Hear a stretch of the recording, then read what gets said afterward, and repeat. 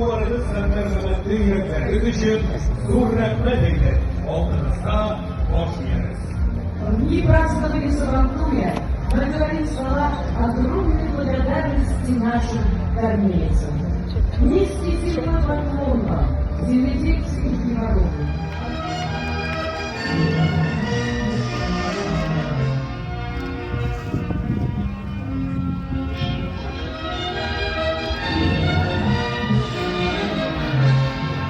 Сельского хозяйства Российской Федерации поощряется Виталий Александрович Гришин, механизатор акционерного общества «Авангард» за высокие производственные показатели Награду принимает Владимир Викторович Ерюгин. и денежной премии, и ценным подарком поощряются Ильдар Наилевич Акунов, лучший крестьянский